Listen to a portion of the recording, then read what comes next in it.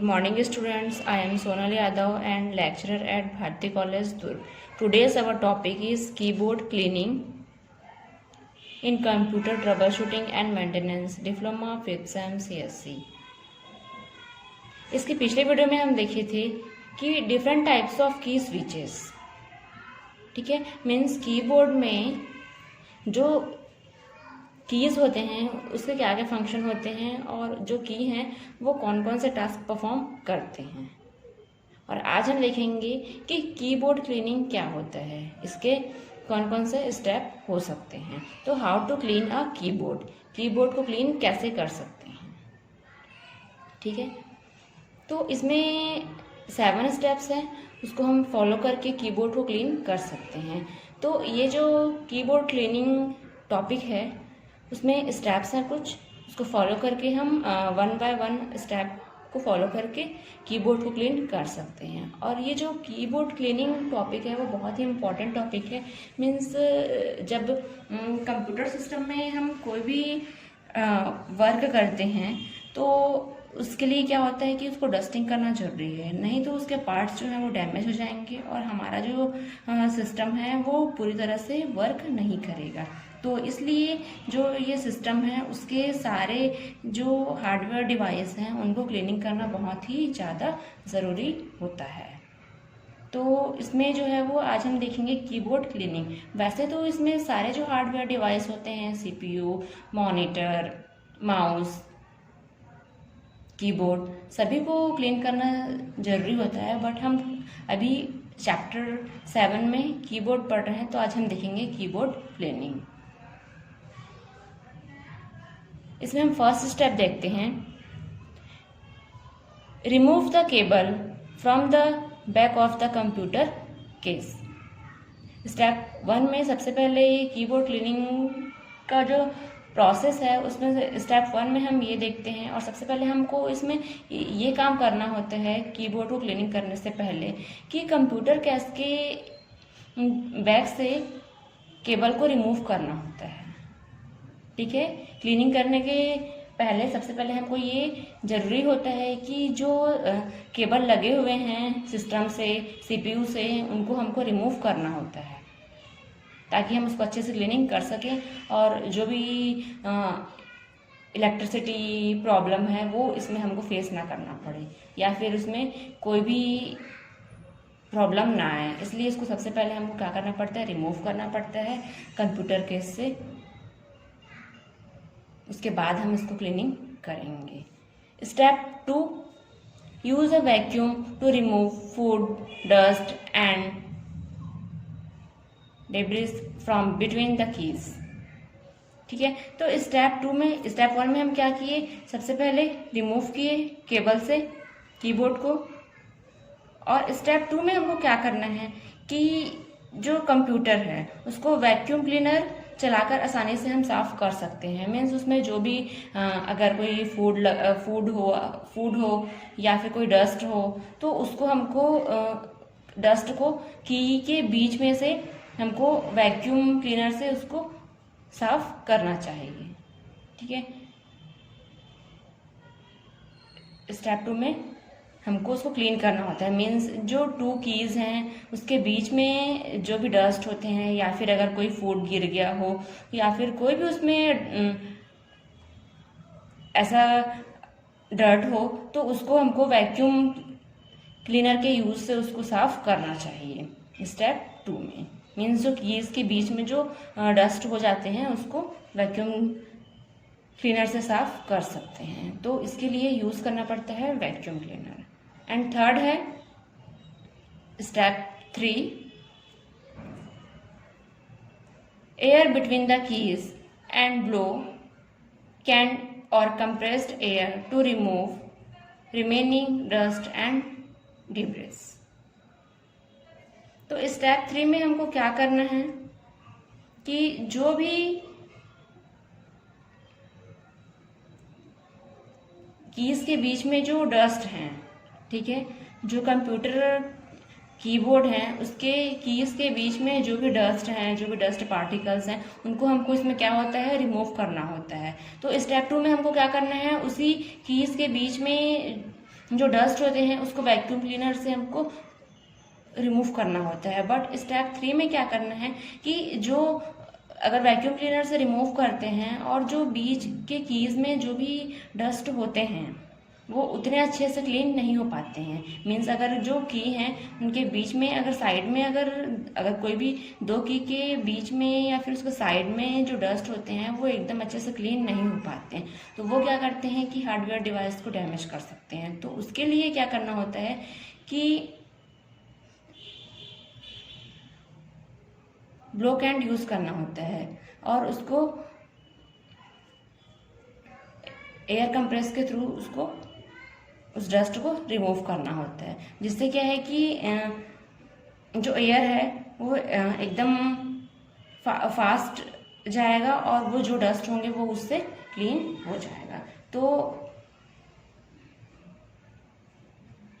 तो ये जो थर्ड प्रोसेस है वो क्या करता है कि उसके बीच में या जो साइड में जो भी डस्ट पार्टिकल्स होते हैं वो उसको फास्ट एयर के थ्रू उसे क्लीन करता है।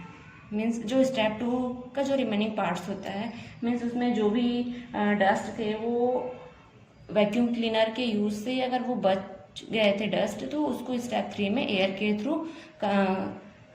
जो भी रिमेनिंग डस्ट होते हैं वो उसको इसके थ्रू क्लीन कर सकते हैं। Step 4, do not spray soap solution directly on to the keyboard. तो स्टेप 4 में क्या करना होता है कि जो कीबोर्ड है उसमें डायरेक्टली कोई भी स्प्रे सोप या फिर कोई भी ऐसा जो लिक्विड सॉल्यूशन है उसको डायरेक्ट कीबोर्ड में यूज़ नहीं करना चाहिए या स्प्रे नहीं करना चाहिए। जैसे कि कोई सॉल्यूशन है, सोप सॉल्यूशन है, अगर उसका स्प्रे है तो डायरेक्ट कीबोर्ड में उसको स्प्रे नहीं करना चाहिए। क्यों? क्योंकि उसमें ये या फिर कोई भी लिक्विड सॉल्यूशन है उसको डायरेक्टली कीबोर्ड के ऊपर स्प्रे नहीं करना चाहिए, क्योंकि उससे क्या होता है कि स्प्रे करने से जो भी उसमें अगर कोई वाटर है तो वो क्या होते हैं कि कीबोर्ड के अंदर में चले जाते हैं और जिससे कीबोर्ड जो है वो वर्क नहीं करता या फिर उसके कुछ पार्ट्स जो हैं वो डैमेज हो सकते हैं। तो इसमें जो है वो वाटर नहीं जाना चाहिए, तो इसीलिए इसमें जो भी लिक्विड सॉल्यूशन है उसको स्प्रे या डायरेक्टली कीबोर्ड के ऊपर में नहीं करते हैं। Step number 5, dampen a swab with isopropyl alcohol and clean between, around and on top of the key। Step 5 में क्या है कि जो एयरबड होते हैं, ठीक है, उनको यूज़ करके उसमें एयरबड में जो आइसोप्रोपिल अल्कोहल होते हैं इसको ये जो आइसोप्रोपिल अल्कोहल होते हैं उसमें उसको डीप करते हैं और डीप करने के बाद उसमें जो की के ऊपर हैं, ठीक है, मीन्स की के जो टॉप हैं उसमें क्लीन करते हैं उसके थ्रू, ठीक है, क्योंकि ये जो आइसोप्रोपिल अल्कोहल होता है उसको उसमें डीप करते हैं एयरबड में और उसको उसके जो की के जो टॉप हैं उसको क्लीन करने का काम करता है आइसोप्रोपिल अल्कोहल, ठीक है। तो स्टेप 5 में हम जो है वो की के टॉप को इस तरह से क्लीन कर सकते हैं और इसको इसी आइसोप्रोपिल अल्कोहल से ही क्लीन करना चाहिए की के टॉप को। क्यों? क्योंकि अगर इसको वाटर से क्लीन करें तो इसके की के अंदर में वाटर चला जाएगा जो इसके लिए हार्मफुल होगा और हो सकता है कि कोई की जो है वो काम ना करे या फिर हो सकता है कि उसके कोई पार्ट जो है वो डैमेज हो सके। तो इसमें जो है वो वाटर इसके कीबोर्ड के अंदर वाले पार्ट्स में नहीं जाना चाहिए। अगर उसके अंदर वाले पार्ट्स में चला जाता है तो वो कीबोर्ड जो है वो सही तरीके से वर्क नहीं करता या फिर हो सकता है कि उससे कुछ कीज काम ना कर रहे हों या फिर हो सकता है कि उसमें जो भी की से रिलेटेड जो भी प्रॉब्लम है वो या फिर हो सकता है कि उसके कोई भी पार्ट्स जो है वो डैमेज हो गए हों। तो इसलिए इसमें डायरेक्टली जो है वो वाटर को यूज़ नहीं करना चाहिए। तो इसीलिए इसमें जो है वो एयरबड को डीप करके आइसोप्रोपिल अल्कोहल से की के टॉप को क्लीन करना चाहिए, ठीक है। अब हम देखते हैं स्टेप नंबर 6। नेक्स्ट स्टेप है step number 6, Wipe the keyboard code lightly, dampen a cleaning cloth with mild soap solution and gently pull the code through the cloth. तो स्टेप नंबर 6 में क्या है, wipe the keyboard code means इसमें क्या होता है कि जो गीले कपड़े होते हैं उसका यूज़ करके क्लीन कर सकते हैं कीबोर्ड को। माइल्ड सोप सॉल्यूशन के साथ उस क्लॉथ से क्लीनिंग कर सकते हैं। बट इसमें ये है कि पानी नहीं होना चाहिए, क्योंकि अगर इसमें थोड़ा सा भी अगर पानी है तो वो क्या है कि कीबोर्ड के अंदर जा सकता है, जिससे कि उसमें उसके जो पार्ट्स हैं वो डैमेज हो सकते हैं। तो इसके लिए क्लीन करने में कोई भी लिक्विड सॉल्यूशन की ज़रूरत नहीं है और कोई भी लिक्विड सॉल्यूशन को यूज़ करके क्लीन नहीं किया जा सकता है। ठीक है, नेक्स्ट है स्टेप नंबर 7। फॉर डस्टी और स्टेप नंबर 7 फॉर डस्टी और dirty manufacturing environments, a good keyboard cover is recommended।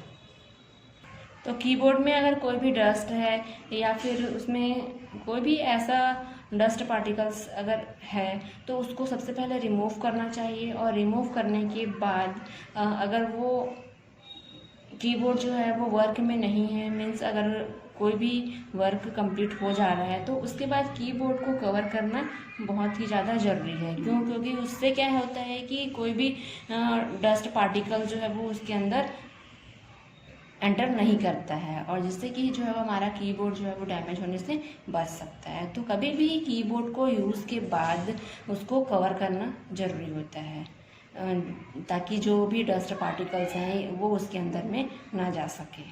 तो ये थे हमारे कीबोर्ड को क्लीन करने के 7 स्टेप्स। सबसे पहले क्या करना होता है कि उसको जो भी इसमें केबल लगे होते हैं उसको रिमूव करना होता है। ठीक है, कीबोर्ड में जो भी केबल लगे होते हैं उसको फर्स्ट स्टेप यही है कि उसको रिमूव करना है। नेक्स्ट है कीज़ के बीच में जो भी फूड हैं या फिर कोई भी डस्ट पार्टिकल्स हैं उनको वैक्यूम क्लीनर के यूज़ से उसको क्लीन करना चाहिए। और थर्ड स्टेप है कि अगर कोई भी ये कीज़ के बीच में अगर कोई भी डस्ट हैं जो वैक्यूम क्लीनर से क्लीन नहीं हो पाए हैं तो उसको क्या करना चाहिए, उसमें कंप्रेस्ड एयर के थ्रू उसको क्लीन करना चाहिए, ताकि जो भी उसमें बचा हुआ डस्ट है वो उसको रिमूव कर सकें। स्टेप नंबर 4 ये है कि इसमें क्या है कि कोई भी लिक्विड सॉल्यूशन या कोई भी स्प्रे सोप सॉल्यूशन जो है वो डायरेक्टली कीबोर्ड में यूज़ नहीं करना चाहिए। स्टेप नंबर 5 ये है कि इसमें जो है वो एयरबड के थ्रू की के टॉप में एक आइसोप्रोपिल अल्कोहल होता है जिससे कि उसको क्लीन करना चाहिए। और स्टेप नंबर 7 ये है, स्टेप नंबर 6 में कि wipe the keyboard code means इसमें क्या है कि गीले कपड़े से माइल्ड सोप सॉल्यूशन के थ्रू क्लीन करना चाहिए। बट इसमें कि डायरेक्टली जो है वो ऐसे ही क्लीन करना चाहिए कि जो वाटर है वो डायरेक्टली जो है वो कीबोर्ड के अंदर ना जा सके। तो इसलिए इसमें जो है वो वाटर बहुत कम मात्रा में ही यूज़ करना होता है। स्टेप नंबर 7 है कि इससे क्या होता है कि जो भी डस्ट पार्टिकल्स हैं वो कीबोर्ड में ना आए, तो उसके लिए पहले उसको क्लीन करना चाहिए कीबोर्ड को, उसके बाद उसको यूज़ करने के बाद कवर कर देना चाहिए, ताकि जो भी उसमें डस्ट है वो उसके अंदर ना जा सके। तो कीबोर्ड को यूज़ करने के बाद और उसको क्लीन करने के बाद उसको कवर करना बहुत ज़्यादा ही ज़रूरी होता है। तो ये थे 7 स्टेप्स कीबोर्ड को क्लीन करने के। तो इसमें क्या होता है कि कीबोर्ड में अक्सर कोई भी डस्ट आ जाती है, तो वो अधिक समय तक अगर साफ़ ना किया जाए तो कीबोर्ड के जो कीज़ होते हैं, जो बटन्स होते हैं वो क्लिक नहीं होते हैं, वो प्रेस नहीं होते हैं, तो वो क्या होते हैं कि जाम हो जाते हैं। तो इसलिए उसको समय समय पर और उसमें समय समय पर उसको अच्छी तरह से क्लीन करना ज़रूरी होता है, जिससे कि कीबोर्ड जो है वो सही तरीके से वर्क करे, उसमें कोई भी डस्ट जो है वो ना आ पाए तो उसको यूज़ करने के बाद क्लीन कर देना ज़रूरी यूज़ कर देने के बाद उसको क्लीन करने के बाद और यूज़ करने के बाद उसको कवर करना ज़रूरी होता है।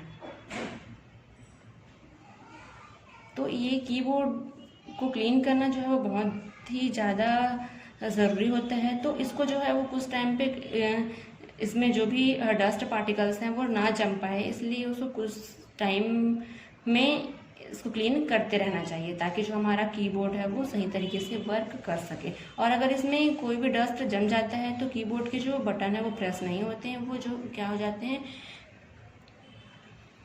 हार्ड हो जाते हैं और उससे जो भी डस्ट है वो उसको हार्मफुल पहुंचाते हैं कीबोर्ड को, जिससे कि हो सकता है कि उसके कुछ कीज जो है वो डैमेज हो सकते हैं। तो इसलिए इसको कुछ टाइम पे क्लीन करना बहुत ही ज़्यादा ज़रूरी होता है। तो ये था हमारा आज का topic, how to clean a keyboard. So thank you.